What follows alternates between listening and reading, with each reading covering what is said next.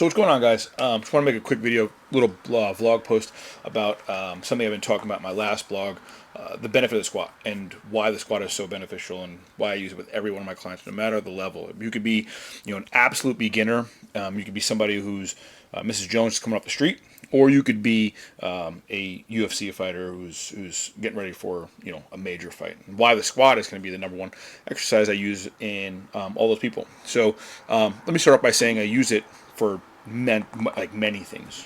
One being something to see what your normative range of motion is. I use it as a tactic to see if you should be squatting under load, and if you're going to be optimal, right?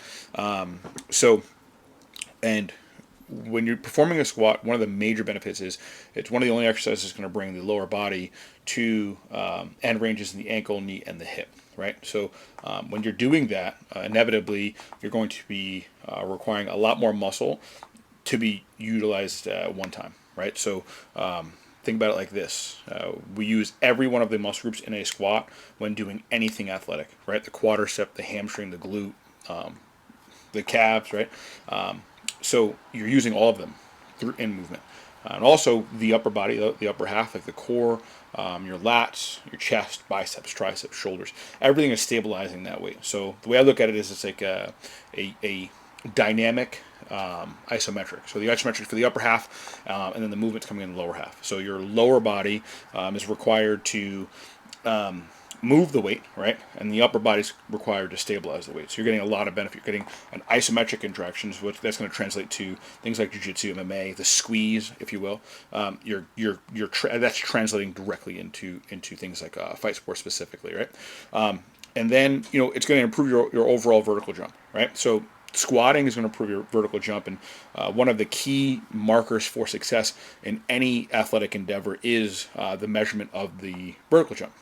So there's studies that show that NFL athletes, who are some of the greatest athletes on the planet, the most successful NFL athletes all have incredible vertical jumps, not necessarily like very fast 40-yard dashes, right? So it's another huge benefit when developing the squat. It's going to develop a lot of explosive strength, which translates to any sport, no matter the sport. So you can it's, the variety of squats is also endless, right? So you can do a squat pattern that's going to translate. That can be if you can't do, let's say, a barbell back squat, you can do a goblet squat, you can do a front squat, you can do a safety squat bar, you can do a safety squat bar squat, you could do a box squat. You could do. There's so many different variations of the squat that all have very specific carryover into sport, right? So squat variations are endless, and all of them have something that carry over into sport. And specifically, my lane is fight sports, right? So the squat, like I said in the beginning, it can be used at any level, right? So a squat is something that we do every single day. So when you get into your car, when you sit down, when you stand up, you're squatting. So that's something that everyone can do. Some people are doing it with pain. And in my blog post, if you go back to the blog post, you can see how I break down why people experience some kind of discomfort when squatting sometimes. Even just doing general things like getting up and down off of the couch, right? So, and that's not limited to people who are just older, the older populations. That's also people who are in good shape, right? So knee pain is not something that only older people are experiencing. So if you're experiencing knee pain when you're squatting, don't ignore it. There's a reason for that knee pain. So and one, definitely not lastly, but one of the coolest things within squatting is we can really target any goal, right? So if let's say you're an athlete and you're a fighter and you're trying to lose weight to get to that next weight class, or the weight class lower, obviously a lot of cardio is going to be required to do to get there, right?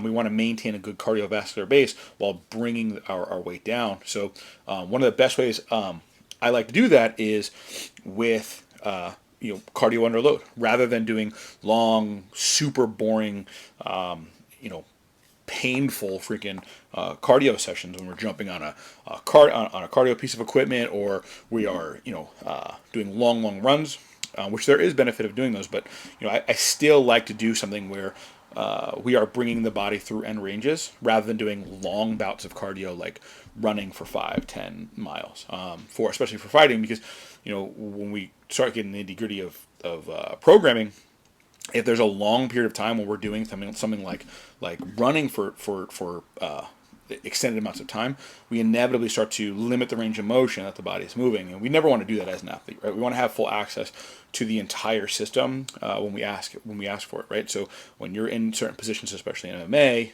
or grappling, we need to be able to go into end ranges consistently to make sure that we're super effective and strong in all positions. So the squat is something I really really emphasize for any athlete of any level, and also really any client of any level. If you follow me on social media, especially Instagram, you'll see that most of my clients, all of my clients that I post, generally speaking, it's a squat or squat variation, and to track progress, because that shows me a lot of what's going on within the system. So, if you've gotten this far, thank you. Please like, subscribe in the channel.